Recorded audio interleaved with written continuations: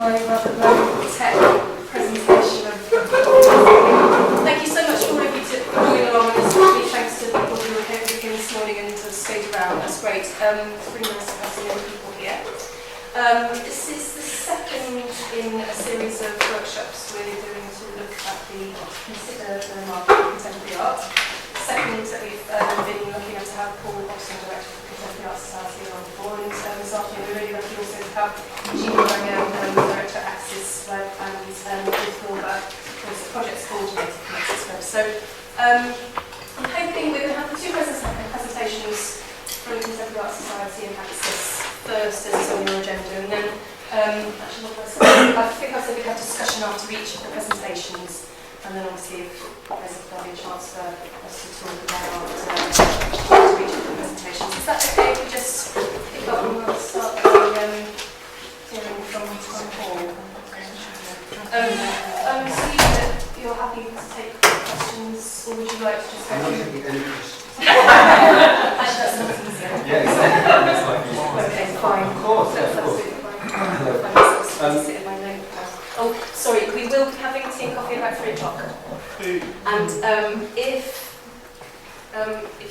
it doesn't distract you too much at some point, make sure if you're on this list, you could cross your name off, and if you're not on it, if you could add it on, that would be brilliant. And can I just check also that people will be happy to have their email contacts circulated after the session. And also just to let you know that we're being filmed, we're having the session filmed this afternoon so that we can have some of the discussion recorded on the NVAN website. People who can't be involved today are able to keep abreast of what the discussions are. Okay? Great. So, hello everyone.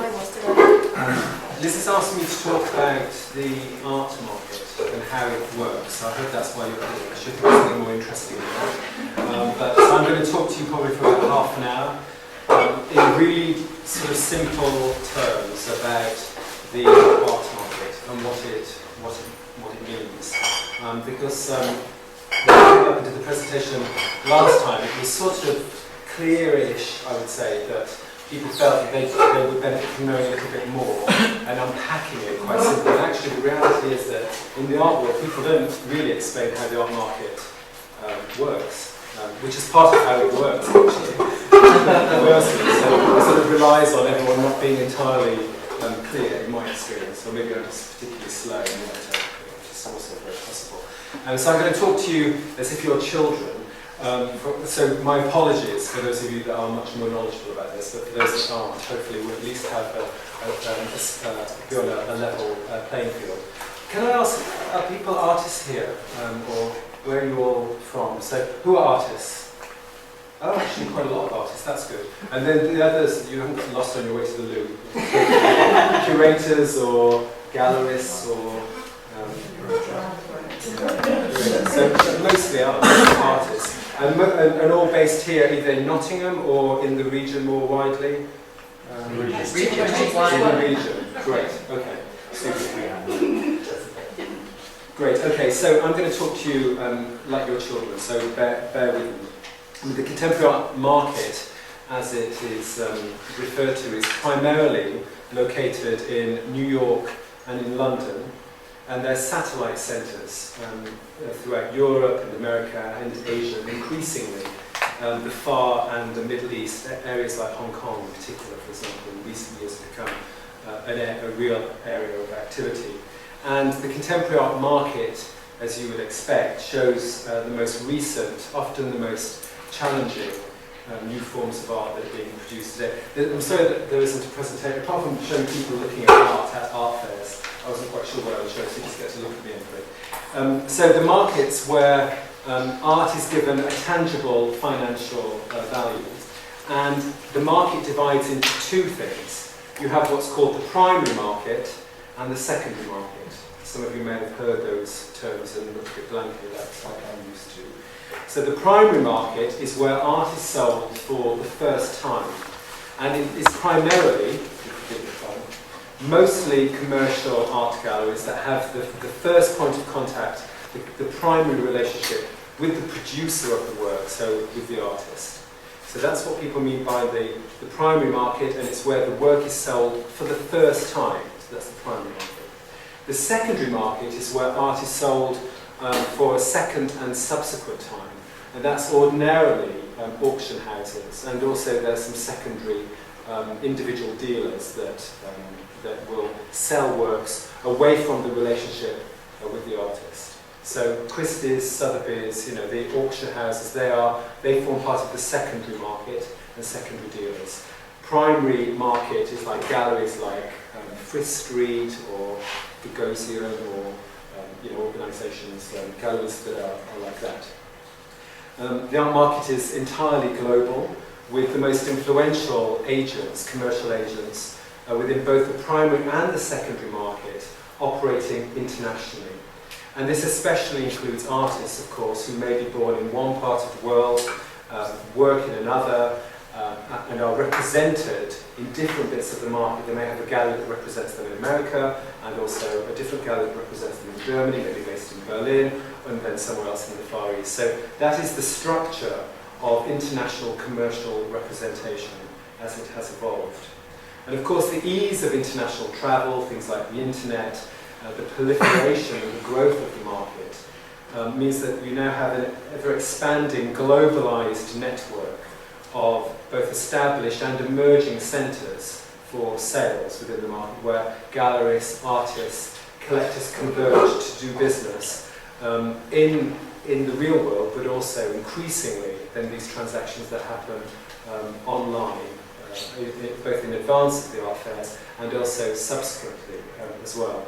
The art market, it's become necessary within the art market to have this event economy that's built up around it, because it's so globalised, so internationalised, it's taking place, so the market's so rapid that people feel the need to come together, and these art fairs provide in particular a platform where that networking and that buzz and that conversation, the information that the art market feeds itself upon, where that can be accessible in a way that's not so easy and in a more dispersed form.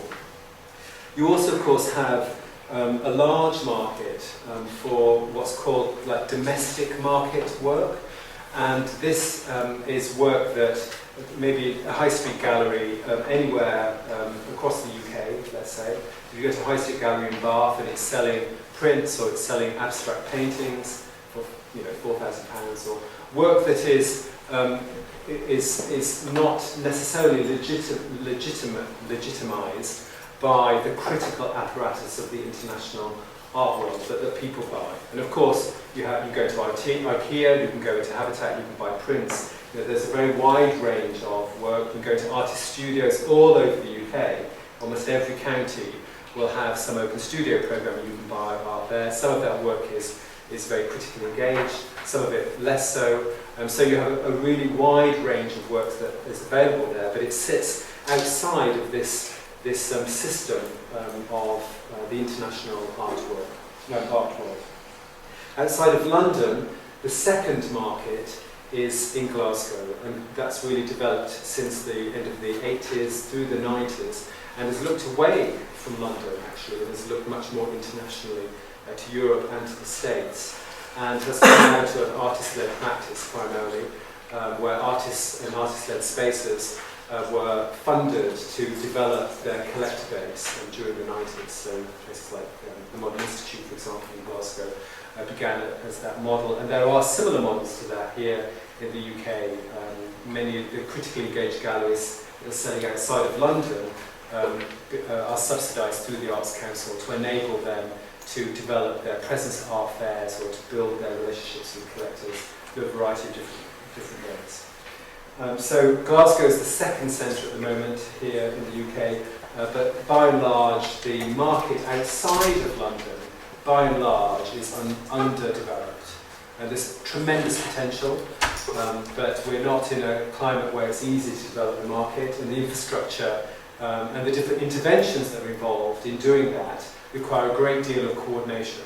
And that at the moment has been delegated down to different local groups, local stakeholders such as yourself across the UK. The Arts Council has done a great deal of work, more work than any other agency, to try to develop the market, which has been very fruitful.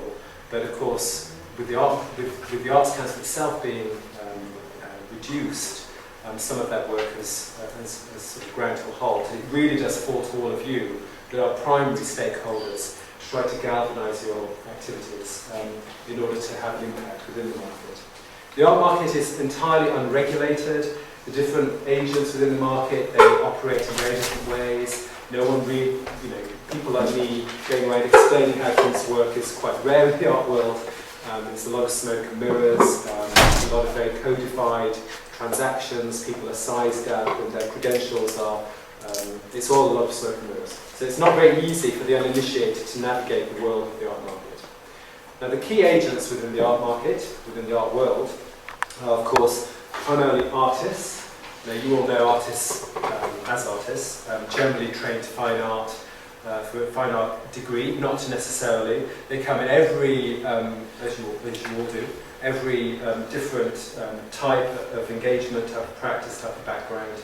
But the art market, the international art market, is primarily concerned with those artists that are described as being critically engaged. And that means where their work is considered collectively to be not good or bad, but relevant to the conversation that is happening within the institutional framework of art, by and large, where it relates to the conversation around visual theory and also can be related to a history of visual culture, one form or another. Now, that's a very subjective thing. No one person will be able to say who is relevant and who is not relevant. These things need to be formed through a wide variety of different types of consensus, if you like, from curators and other artists. Artists are extremely influential in the validation of other artists' legitimacy, but of course they can't be in relation to themselves. This is irony. So criticality in relation to the art market is really about those artists that are deemed to be sufficiently relevant to the conversation and to the history of contemporary visual culture. Then of course you've got commercial galleries, and commercial galleries, as I said earlier, they form part of what's called the primary market. They have the first port of call relationship with the artists that they represent, and their role in life is to support the artist, to develop their practice, and to both critically and commercially represent them. These things actually aren't distinct things, they're closely interrelated. So what does that mean? That means that if you are representing an artist, you have to ensure that they have the right visibility within institutions, so Nottingham Contemporary or the Castle Art Gallery here, or are going into the right private collections. The credentials of artists come down to them being in public collections and private collections. So it's all about collecting, as well as being, and their visibility within the processes by which that happens. So temporary exhibition programs being written about, securing the support and endorsement of the critical apparatus of the art world through getting exhibitions, being in group shows, solo shows, so on and so forth. It's a combination of these things that are important. This is what's called subscription within the art world. So if you're a primary gallery agent, your role is to support the artist and to manage what they produce, what they create, and where it goes, to make sure it goes into the right private collectors' hands and into the right public institutions and their collections, and you're in the right shows, you're visible in the right places, international biennials or really good gallery shows and so forth, sort of thing. So all of the controlling the stock of an artist and vetting purchasers is a really important thing that you do if you are representing an artist and you are their primary commercial representative. What's happening at the moment with so many galleries, commercial galleries, they're spending all their time at these art fairs. I'm going to come on to talk about that. So the role of providing a critical context, critical representation for the artists that you represent in your own space is becoming increasingly difficult because you're spending all your time going off and sitting in booths for days on end, all over the world at these international art fairs. And also, it's very difficult. The economics of it are very difficult because it's very expensive to be at these art fairs, to actually rent the space, to travel there, to kind of, you have to take a great deal of financial risk, and there are no guarantees that you'll make any sales. So increasingly, commercial galleries are developing partnerships with equivalent galleries, say in America, or say in Europe, or say in the Far East, where they will share representation of artists. It's not possible for them to be in all of these places at once. But they need to make sure that their artist is represented by someone that is at their level and is respected within that apparatus. They're also being increasingly squeezed by the auction houses, like Sotheby's, Christie's, who are also developing what are traditionally primary market functions. So by that, dealing directly with, developing their relationships with collectors, showing more curated shows, providing services on developing private collections. These are things that traditionally have been done by within the primary market, and now the secondary market are doing those things. So it's quite tough being a commercial gallery at the moment. There's a great deal of movement around that model, especially in London. You've also got big international galleries like Guggenheim or Hobson, the big Americans like Pace coming over. They've got these huge international operations, and they know they want to have proximity to the 1% of the wealth in the world that buys art, and London has 30% of that wealth, of the 1% of that wealth, calls London its home. So they're all moving into London, and of course London is seen as having this great base of artistic talent as well, which is true across the UK, but there's a particularly dense concentration in London. So these big international galleries want a piece of the action when it comes to both the international collectors and also the artists. So if you're Victoria Miro and you represent Peter Doig, for example, and suddenly his gallery in America is moving to London, which is what's happening, quite how Peter Doig will be represented in London by Victoria Miro and now the American gallery is all of it. So it's difficult. It's an interesting time. There's a great deal of movement around the commercial galleries. As I mentioned, art fairs, the art world now is increasingly driven by these art fairs that are really just rapidly growing, like the biennials. They're part of a wider event culture in the art world, but also taking things like major openings and the auction weeks. These events are part of the social economy of the art world, and also the way that it conducts business.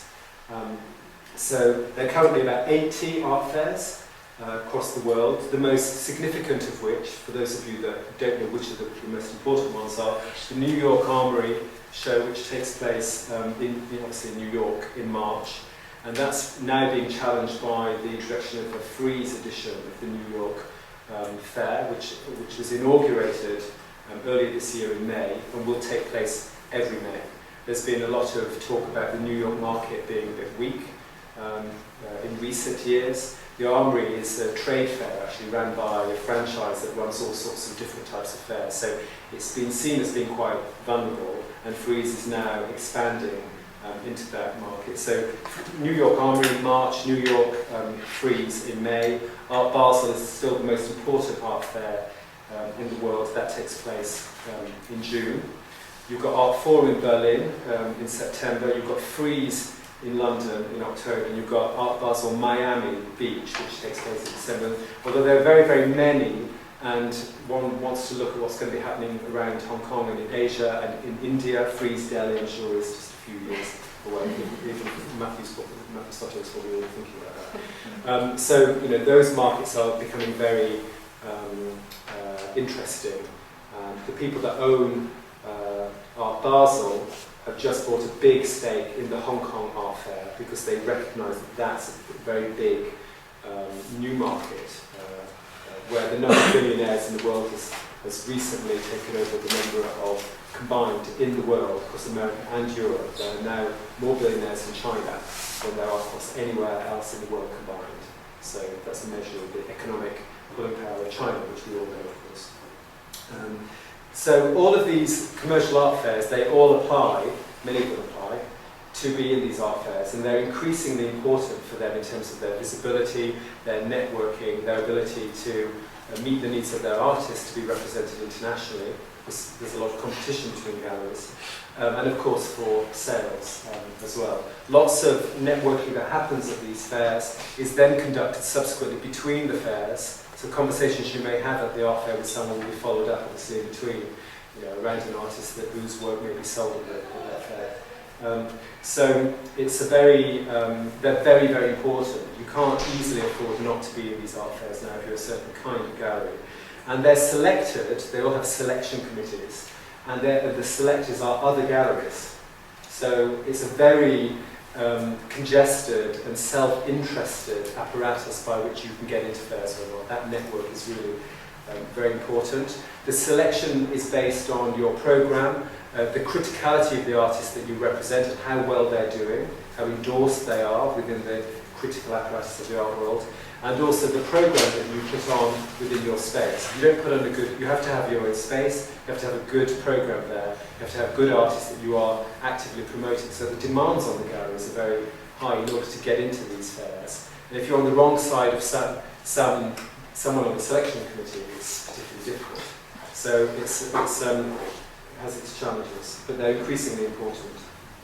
Of course, around this, the whole art world organises its major events. So you'll all have experienced, those of you that have survived Frieze Week in London will know that all the public institutions will organise their major openings at that time.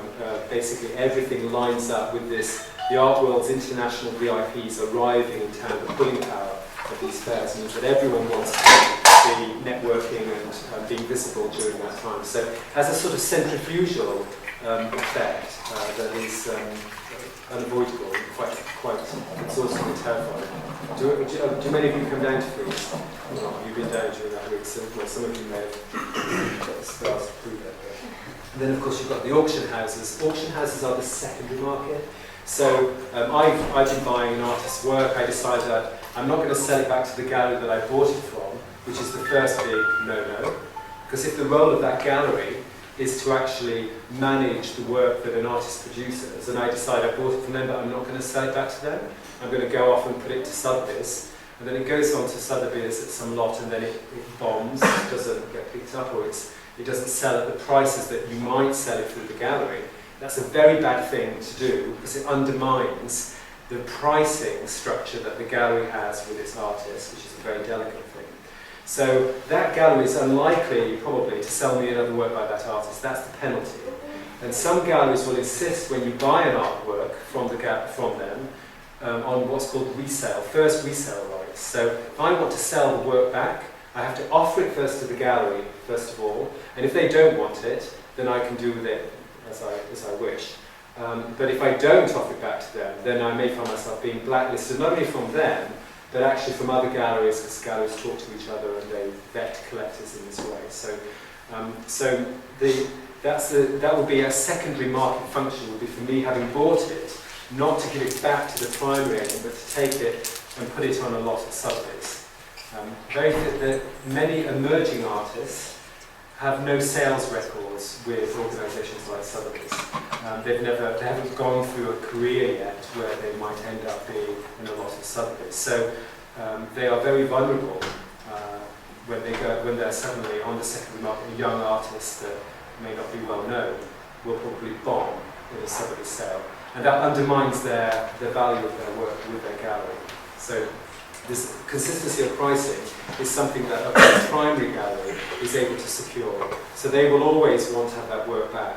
It's why you will sometimes find primary galleries going and sitting at auctions to buy back the work that a collector that bought it from them has put onto the secondary market. They will buy it back, even at a premium, or take the risk of that, rather than have it just go off into the world unshepherded, because that's a really bad thing for their artists. They want to control where that work is going all the time in order to make sure that that artist's credentials in the world are being stewarded. That's their role. So it does happen, and it happens increasingly. Okay, so these are auction houses. They're the secondary market. They trade works that are being sold on from private collectors or secondary dealers to the open market. And they, as I said earlier, like primary market agents, they also develop relationships with collectors. They organise their showrooms, so they look like curated shows. They help to develop new collectors as well. And of course, many collectors are interested in the opportunity of buying at auction because it's completely transparent. You know, if you've got the money, and the work will go to the highest bidder. Whether or not you've got an extremely committed collector in the room and someone who is just a speculative buyer, the work will go to the person who has the money. So it's seen by many people as being very transparent, very open, democratic process. If you have the money, you can get the work. That's not necessarily a good thing for the artist, because it's much better that the work went to someone who paid less for it, but actually is really committed to that artist's work, maybe buying across the net, really building a coherent collection, might think about gifting that work for loan to an institution, or gifting that work in the long term to an institution's collection. So there are different types of people out there that are buying work, and the primary gallery's role is to sniff someone out, and they're very good at that. And if you go and talk to any gallery, there'll be all forms of terrifying, quiet questions that are going on. Not necessarily depending on what you look like, fortunately, but just like whether or not they'll be checking your level of knowledge, whether or not you can buy them. So there are various things that they'll want to know about you, and there is a sense of being sized up, and that's not an art world snittiness. That's representing the interests of the artist. None of us should be able to just go into a gallery and buy work by an artist, an interesting artist, and walk off with it. There are far more responsibilities to the artist, obviously, than just making that transaction. And you will know that because you're all artists. So there's no convoluted, opaque vetting processes. It's all very straightforward. There's no queue. If you're in the room, you can buy the work. And collectors that can't, for whatever reason, obtain work from a gallery, because there are certain artists that you can't just walk in and buy a Peter Doig. So to keep mentioning Peter Doig, but it's to mind. You can't just go and buy work by Peter Doig. There's a long list of people, and you, if you're lucky, if you're good, you'll get to the top of the food chain. And lots of collectors that are new to collecting think that they can just go into a gallery and buy something by a very important artist. And of course, the role of the gallery is to make sure that there is a queue precisely, and that the artist isn't generating so much work that there's too much work around. Is working on 6 new bodies of work, and they'll be ready next year for a major show at such and such, and then perhaps I'll let you. That's the way you treat. You reward your collectors by doing this. So you have to manage all of that quite carefully. Then, of course, you've got arts consultants. They also form part of the art world, and their role is they provide specialist, fee-based services to people that are usually private collectors. And ideally, they should encourage the collector to develop their knowledge and their own interests. Sometimes, inevitably, collectors will say, "What should I be buying?" and what's interesting. But ideally, their role should be both educational and a form of brokerage. And they can be very useful if they have good gallery relationships. They can be really very useful in enabling to provide a reassurance to a gallery about someone that's walked in off the street that they don't know, that they have no relationship with, they've never seen at any openings, that they don't really know. It's a bit of a blind spot around that person. They can provide reassurance for the gallery that they're with a consultant that they know.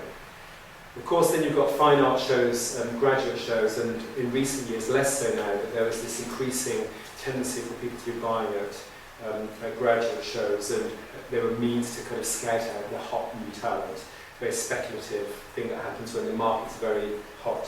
And students have, as a result, perhaps unfortunately, might be encouraged to become increasingly market-oriented in their final year shows, increasingly sort of alert to it as an opportunity to market themselves to potential collectors, like private collectors, and also, of course, commercial galleries that are looking for new artists. And I mean, I always think it's far too early to be buying artists at a level, and it's often not good for their development. But it does happen. One of the things that you need to understand just finally, and the final section, is about how art is given financial value within the art market, and the relationship between the systems of forming critical consensus around an artist and how that becomes a financial transaction. And what this is basically in the art market, financial value is closely, directly related to collective critical endorsement and also the careful management and release of stock into the market and into the right public and private collections. That's really what establishes financial value of work. And in an otherwise totally unregulated market where almost anything can be described as art now, a proposal can be made for anything to be art, the account, and almost anyone can call themselves an artist.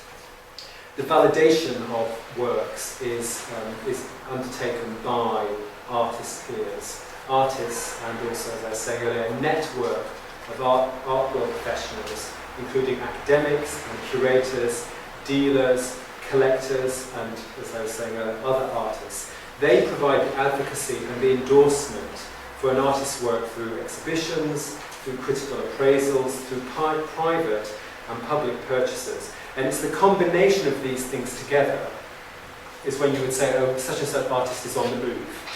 And that's, you know, there are certain artists that attract that. Sometimes it's interesting which they are. It's completely ad hoc, I would say. But the market requires a reassurance, and they see that. And then they sort of, it provides a degree of confidence in an artist that a number of people in the room think that they're someone interesting. And that's, of all the thousands and thousands of artists that are out there doing incredibly interesting things, that's something that enables people to feel confident about them within the marketplace. And this process of filtering and legitimizing is sometimes referred to as subscription, where people are buying in to a certain artist for one reason or another. And the value of an artist's work increases according to the amount of subscription that they attract, in essence. And this process you can see in an artist's CV, which is why curators and collectors will look at what an artist has been doing, and they will, because that's where the information is about whether or not an artist has attracted the interest, the endorsement of their peers, of other opinion formers, both in institutions and also private collectors. And the most prestigious context for an acquisition is always going to be public collections. That is really where those people that make art, artists, and also those that represent them, and also those people that buy art, they see this as the ideal destination for the works that they either make or represent or buy.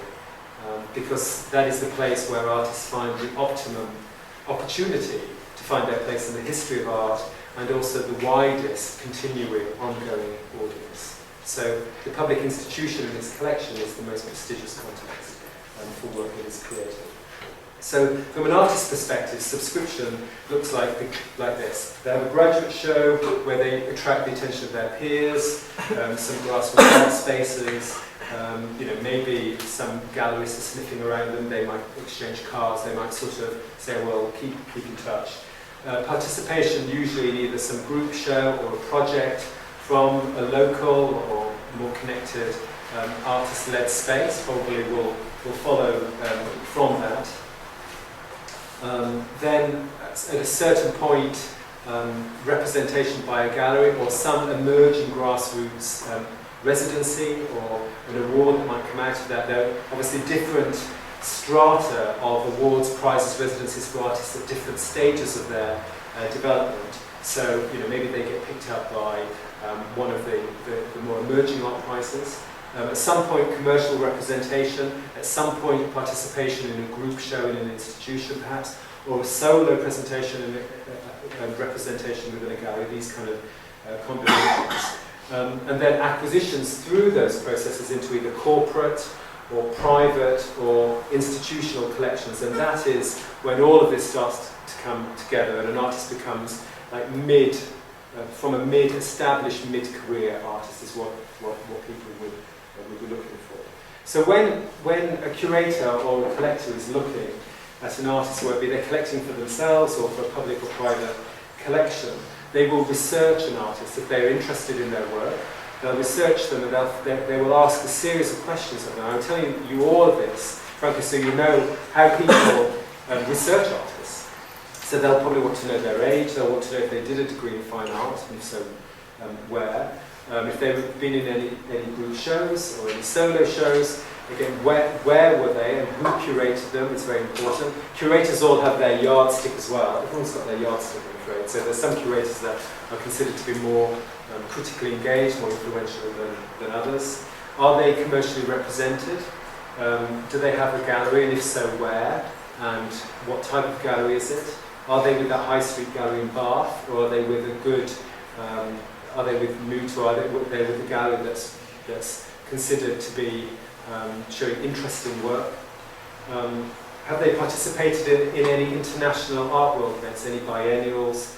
Have they had any residencies anywhere? Again, which are those? Any awards, prizes, any critical writing about them? What's their bibliography?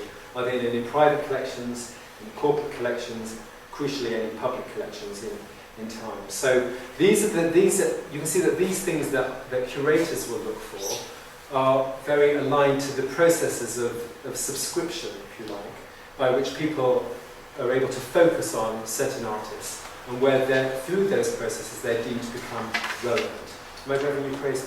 It's actually much more organic than this, but I'm really unpacking it in a very sort of procedural way, but it's much more intuitive, much more organic and ad hoc than this. So what can you do if you're an artist in all of this? And I know Sheila's going to talk a lot about the online opportunities that actually are much more empowering for artists. But I would say... Can I just interject? Sorry.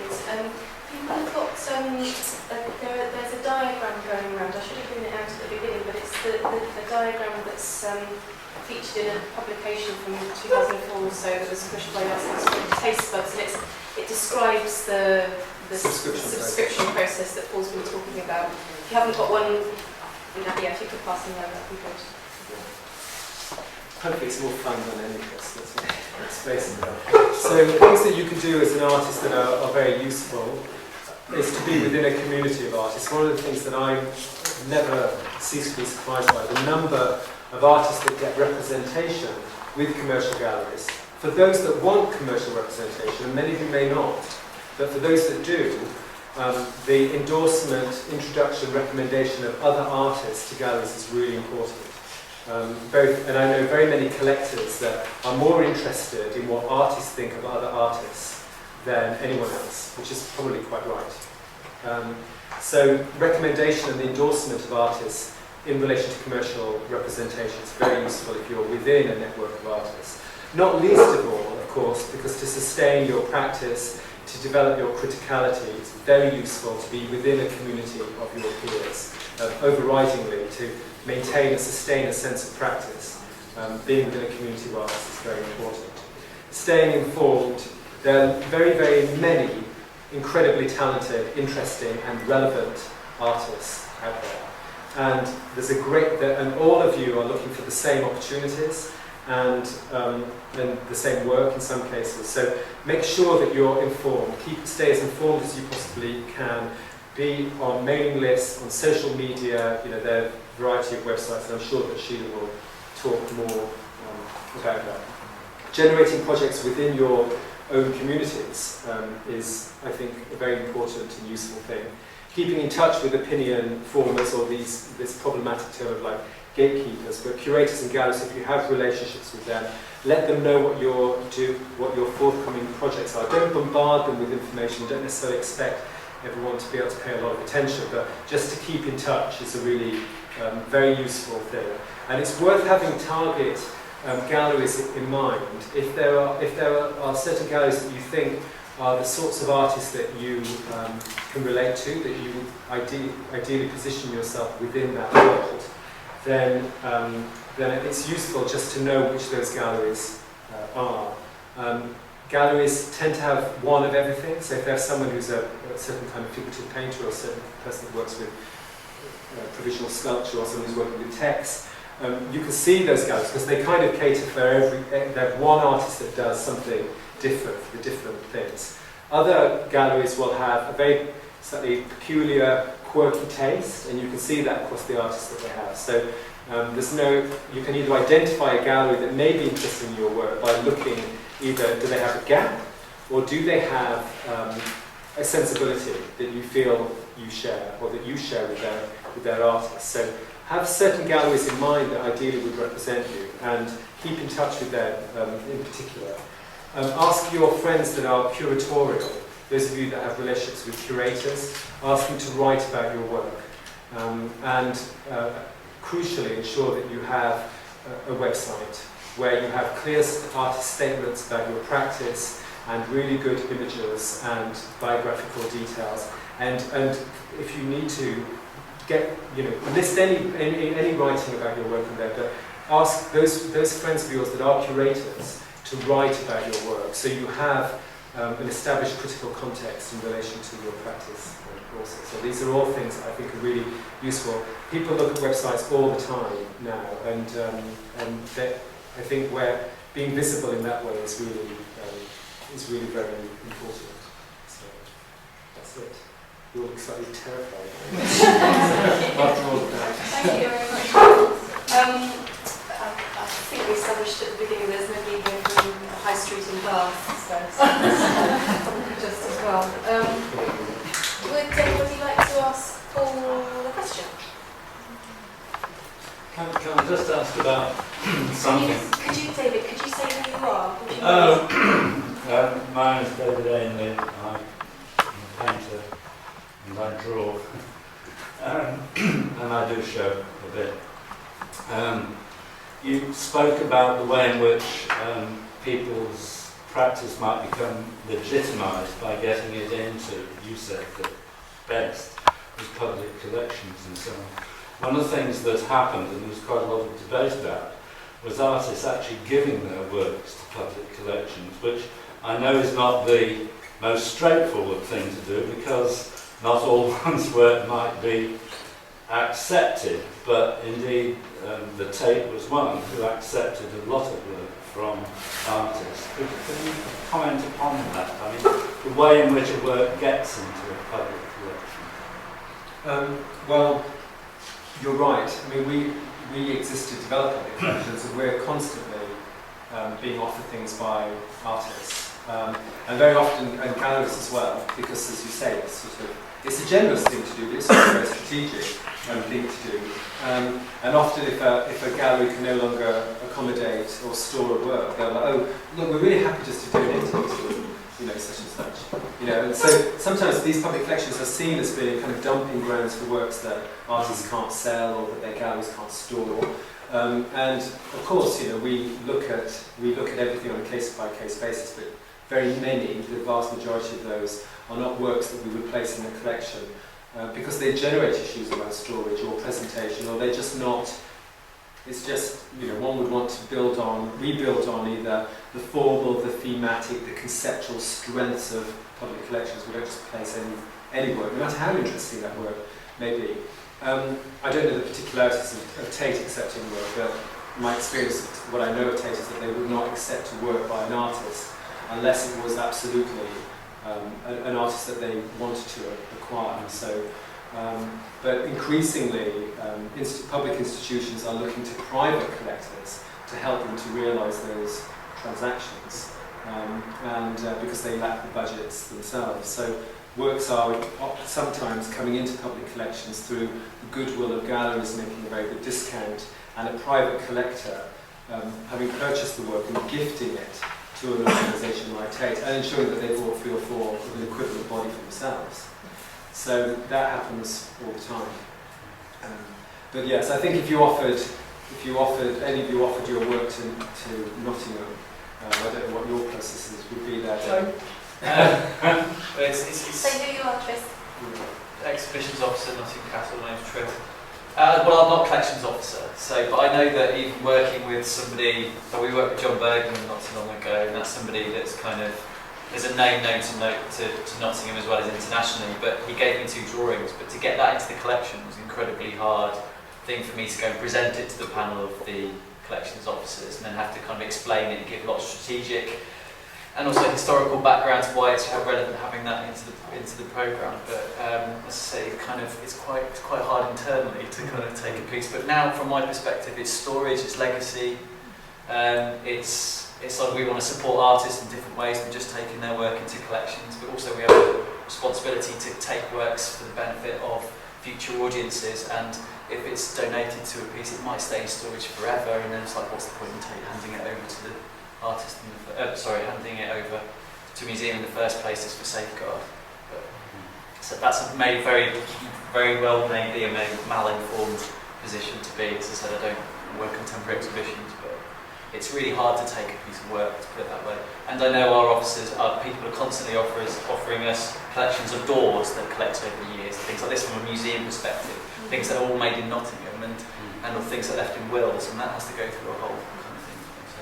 Yeah, just to add on that, so Jeremy from the National Centre for Craft and Design, I used to work in the museum sector, and basically what you're saying, Tris, is that museums and publicly funded galleries have a collections policy, and you can access that policy because it'll be a public document, so you can see which museums and which galleries collect what kind of things and whether your work is relevant to that collection, so you can avoid offering something and then having it turned down, because you can target those that collect a specific kind of work or geographical location or whatever, you know. But again, I think very few collections have very meaningful or useful collection policies from an external point of view. I mean, those that we work with about 65 museums across the UK, collective institutions, and more than 90 collections across craft and fine art. And you know, very often they have very broad, very approximate, sort of meaningless kind of acquisition policies. So it's trying to bring those things into focus is quite difficult. But they have, there always needs to be a rationale for an acquisition, and there is a panel, and it's very expensive, I would say, as a process. So. Yes, there was one, Ivan Smith, artist. There was one bit when you were talking about how the auction houses are starting to sort of move into the primary market, and you talked around what they were doing. The one thing that you didn't mention that I was interested in was whether they actually deal directly with artists as well, because you didn't seem to mention that, but whether I know Hurst has started to go directly to auction houses and sell his work. But do auction houses do that too? Are they occupy that territory as well? Generally speaking, the secondary market doesn't as well, and that's why it was so sensational when Damien Hirst decided to take work that he could have sold through White Cube, his primary gallery, and took it directly to the secondary market, sold it through Sotheby's, I think it was. So. Not least of all the interest in that sale on the day that Lehman Brothers kind of collapsed, and just a great sense of timing. No, it's extremely unusual. The secondary market does not have relationships by and large with artists directly. Has no responsibility to those artists. It hasn't been supporting them for years. Getting them a show and about there, doing the thing that a gallery does do, and so no, it's very unusual. No, it's just that you hinted at the fact that the secondary is moving into the primary territory now. Yeah. Like you say, everything is flowing, but not that relationship with the artist. Well, I think there are some interesting things happening. For example, at the moment there's a lot of interest, partly because there's a current fad around cross-collecting, so buying work, contemporary art, and also buying kind of work of other periods. That was the logic behind the Freeze this year, Freeze Masters, you know about that. So you know that there was this kind of other art fair that's selling everything from antiquity through to modern art. And of course, these kind of collectors have been around forever. Most old school collectors were like that. And originally, the art market, you could go and buy like an antique Ming vase, and you could also go and buy like a Laura Knight or something. So it's only from the 80s onwards when there was this massive explosion of the contemporary art market, and it became so sexy to be doing contemporary art that it separated itself away from all the other markets for buying objects, and now it's kind of come back into the fold. What's happening as a result of that opportunity is that lots of primary galleries are taking on artists' estates, so artists that have died, they're taking them on. And that allows them to actually compete slightly with auction houses, that's been their traditional domain. So there's some movement about that, but the artist is not necessarily the broker here. Most artists, it's not in the interest of artists to be dealing directly with auction houses. So. That's it. Please, yeah, so, something's obviously stuck from my very procedural presentation. Is that a notable challenge to this model? Has there been a notable challenge to this model? I've never really understood that. I mean, I'm sure. Is there a Yes, notable challenge to I'm the sure. subscription process? Or a feasible challenge? Anything I mean, I'm sure you're all sat here thinking that the art world can't work in this rather bizarre procedural way. And those of you that understand about these things, you'll know it. I describe it in a very sort of simplistic way. So there are all sorts of very interesting, more nuanced things that are happening. I think there are opportunities, I think, for artists to organise themselves and to represent themselves within the market. I think that's something that's quite new. And there are forms of support for that. I think it's still the case that I think the big shift is really the role of the collector. In the 19th century, it's all about the critic. In the 20th century, the kind of most influential agent was the curator. But now, it's about the collector. And the collector and their relationships with artists, I think, is actually doing something interesting within the market. They're occupying a kind of institutional place. They are giving opportunities to art. People like Anita Zavadovich, for example, she will provide a role that isn't like a selling commercial gallery, but she's interested in artists. She will give them a show, and things will be sold from that. And there's no interest in that, but she may take things into. So there are other models that are emerging that are more privatised. But the public and the private in the art world now are really very hybrid. They probably always were, but you don't just have public institutions like Tate, and then you've got commercial galleries and you've got artists. You know, they're very inextricably connected up, and so it's a slightly more complicated. You go to the Whitechapel Art Gallery, you can find a private collection there, or you go to Anita's space. It's like walking into a little mini Tate, or Frieze has all of this markets itself through forms of criticality, doing all this programming and projects and commissioning. All those curators that used to work at Tate that have gone to work in commercial galleries. So and that's a very good thing. Andrew Renton, curating director for Goldsmiths, going and running Marlborough Contemporary now, or Sasha Craddock. I mean, now everyone is going into the private area because that's where the money is, because of this withdrawal of the public subsidy. But it means that if you're also Tate, you will probably be looking at which artists have got commercial representation that can fund a major show in yours at Tate, because you can't afford to do that. Do you think it's possible to run an ethical gallery? I'm James I just want to pick up on what you were talking about in terms of work always going to people with the most money, and not necessarily the collector with that interest in the artist, to nurture them and to support that system whereby they're supported and their work. In the secondary market. Yeah. In the secondary, I mean, the secondary market, as you know, yeah, I mean, it's a primary. I mean, if you're working directly with artists and representing them, then that is a very ethical system. In my experience, I think sometimes people have this idea that commercial galleries, are really, sort of speculative bogeymen. And all the galleries I know, have been working for years, supporting their artists financially, every which way, and they're batting for their artists. And they're incredibly committed to them, and that is a very ethical system based on trust and loyalty and all sorts of things, and so that's a very ethical system. The auction houses have no obligation to the artist. They don't have that relationship, so they will sell it to whoever's in the room, and whether that's good for the artist or not, that's what I was saying. I'm kind of trying to get at whether it's possible to start a primary gallery. Yes. Not necessarily in London, but I can see the advantages of that. Unless you have a vast amount of private wealth at your fingertips in the way that Zavadovich does. Yeah. It's very interesting what she's doing with it shows, and it's manipulated output there. But unless you have that capital to start with. Well, yeah. So those people are doing. I mean, Anita is a private collector, and she's decided that she wants to have a collection. She buys work, and she supports lots of galleries by doing that, and lots of their artists. In addition to that, she also gives opportunities to curators, and she provides all sorts of programming opportunities for audiences that traditionally were done by organisations like the Whitechapel or the Tate or Nottingham Contemporary or whatever, you know. So those private people, they don't need to do that. They can go off and just buy lots of art and not do that. So they're providing lots of opportunities, and I think that's thank God that they are.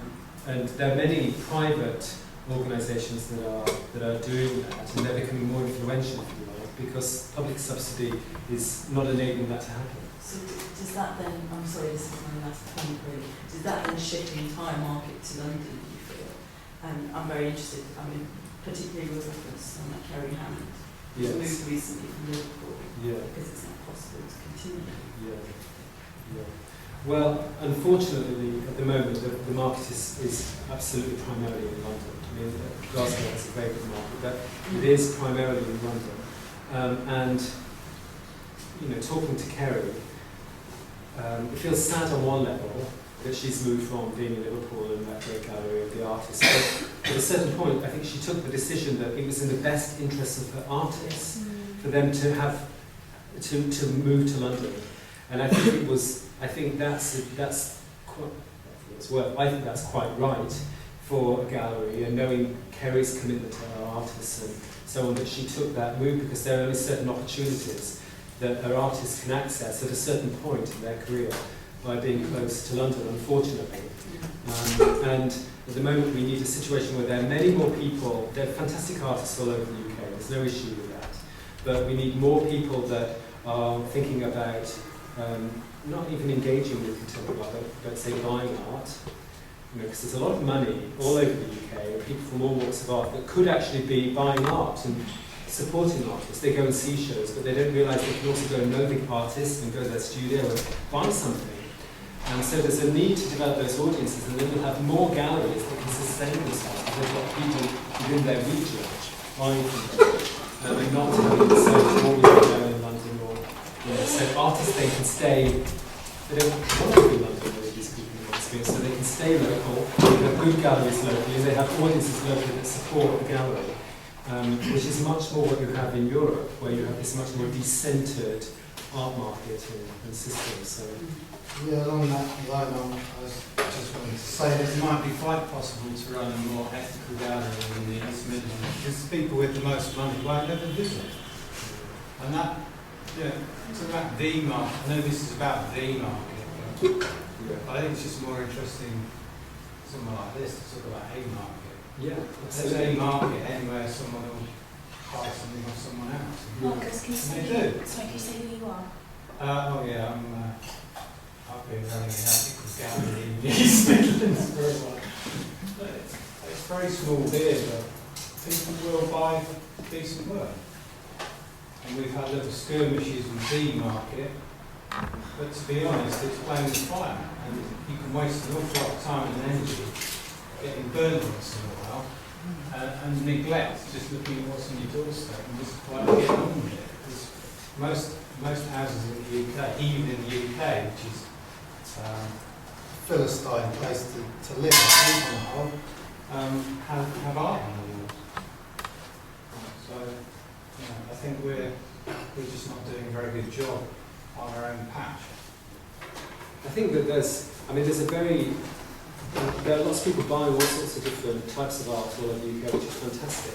But I often encounter a frustration that there are an ambition for some artists, often, to be having the kinds of opportunity, the representation that brings them to a national and international audience.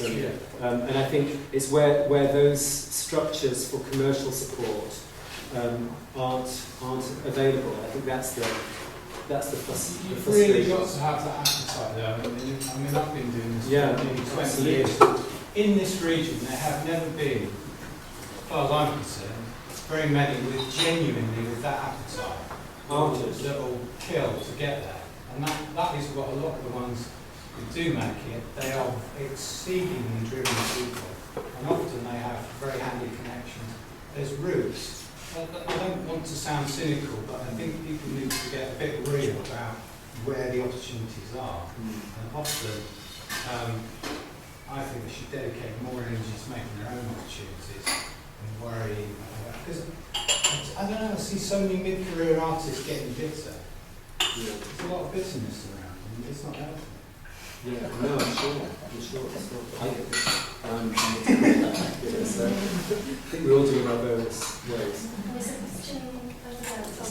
Yeah, I was going to, I mean, this follows on from the last Can you two say, points. sorry, can you say who you are? Yeah, I'm Alan Mulholland from the Focus Gallery. How do you attract those audiences? You talked about developing audiences. How do you attract those audiences to your gallery that have got the money to buy artwork?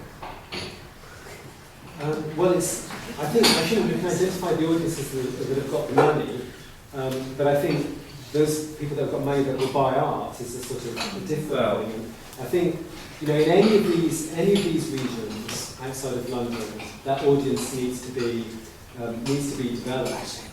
And my organisation has a couple of posts that are in the north of England. One's based in Manchester and one's based in Gateshead.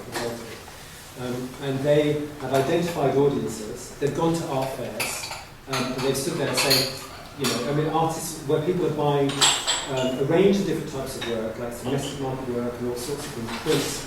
And they have recruited people and said, do you want to know more about contemporary art and buying art? So it's the ground and in a range of other contexts. And then they have developed this group, and we now have several hundred people in those areas that are on this journey. And then we take them to our studios.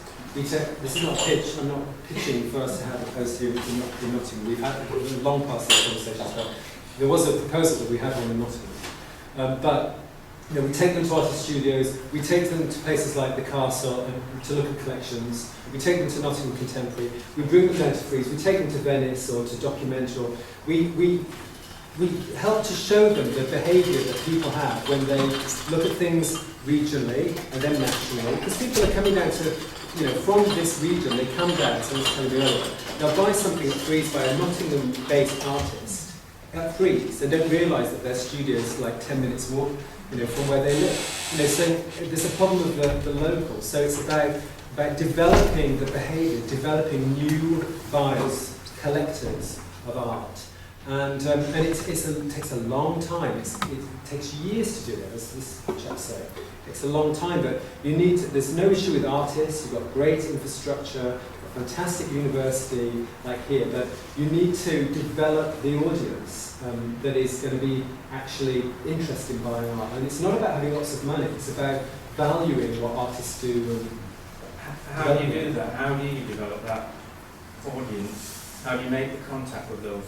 The people. Well, if I were doing it today, if I suddenly happily deposited into Nottingham with this mandate, the first thing I would do would be I would go to the Nottingham Contemporary in particular. I mean, I bother various colleagues whenever I'm here about this, like asking, do you have any talks around the Nottingham Open for people that are buying art? Do they, can you do an event? There are many reasons why you don't have this capacity and all sorts of things. It would be a useful thing to do. I would propose doing a series of talks at Nottingham Contemporary in particular, when you have an exhibition programme that attracts lots of people to come to it that are interested in contemporary art. I would have a programme of talks there once or twice a season that are about things to think about if you're interested in buying art. And I would plug that into local artist studio complexes and other things that are happening within the city. That's the first thing I would go to Novel Alex and say this is a really useful thing because they are marketing. Anyone who's interested in art in the first instance is going to be someone who might buy art, and I would work with that audience just to make a start somewhere, and then I would develop them.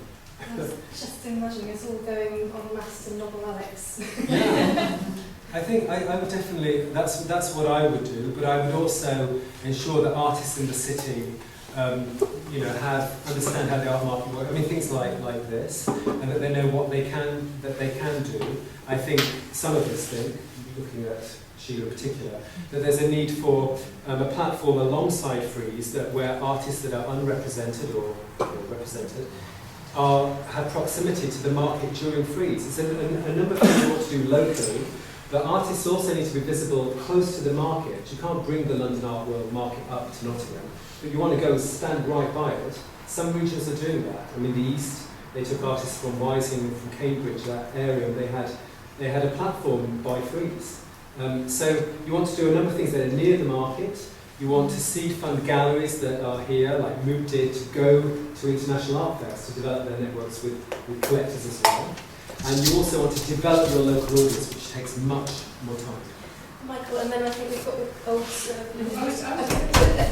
have Michael first, and then Linda, and then we break for tea and coffee. We'll have bring tea and coffee back to our places and carry on with Ruth and Sheila, if that's okay. So Michael and then Linda. It's only a quick point. You do mention MOOC quite a bit, and even at the last talk, but then MOOC did fail or has gone out of business. So that even they went to Zoo Art Fair a number of years. They did very well in terms of networking, but actually to make it a commercial success, they struggled. Mm. I mean, and they sustain themselves by international sales, not local sales. I mean, From the Arts Council. From the Arts Council. And then a massive investment From the Arts Council. But I have to say, MOOC was recognised nationally by lots of organisations as being a really exciting and dynamic thing.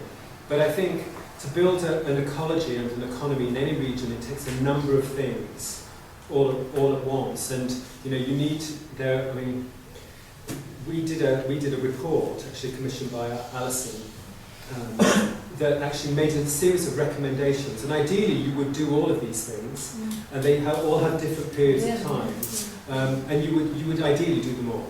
But it's the sort of thing that the Arts Council had a mandate to do, and then the economy hit, and then public funding was withdrawn, and the Arts Council, huge expertise and all sorts of other things were lost from the Arts Council. So it sort of stopped really. So I think now the idea is that it's like what is achievable, working through a network of the coalition of the villages. What this is all about. Which again, I assume has to be public funded initially to have that sustainability for the initial 3 years. I think that, of course, that's on one level that's right, but I think equally that's not going to happen. I think we need new forms of new partnerships, new types of investment where people are working together to try to realise some things, because there is no public funding. It's not a sustainable option really for trying to embed some of these things. It's how can we create. I was talking to someone earlier, and I said, what you want is you need to get Nottingham Contemporary, their Friends scheme, to deliver part of it through your artist programme. So you get those audiences to be going there. I said, you want people working together programmatically to relieve capacity, but where there's a synergy, a benefit of sorts. So I don't think public subsidy is, sadly, a realistic option for the next few years, well, the next 5 years, really, unfortunately. I wish it were. We could perhaps pick up some of these things at the end, but Linda and then I think the thing that's really interesting to me as well, in a way I already know it, but to the degree that you've said, is this subscription that your peers and everything else, it is as if buyers are so insecure about their own opinion that they need shoring up in their opinion. Absolutely. It is, yeah. Because it's so subjective, isn't it, what people like, and there's so many things that you could get, and this is why we see the same artists all the time, the same art fairs, and the same, it's kind of, there's this homogenising, I think, because there's such an explosion, there's so many, they are, so unmanageable.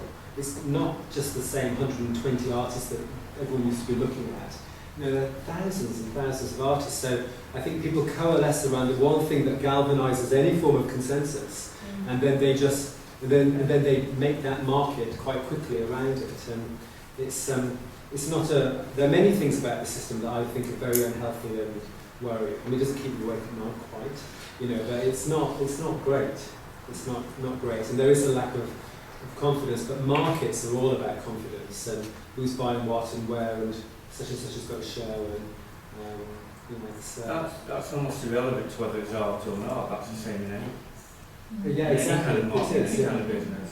It is absolutely. It's about confidence. People feel more confident in an artist who's, with a good gallery that's had several shows and takes thinking of buying. And I see it, because I see all these collectors, and I say to them, buy with your eyes, like listening to all this sort of chat. There's a degree of that can be quite useful, but it's a lack of confidence. And so then you have all these people that have the same, not the people that deal with me.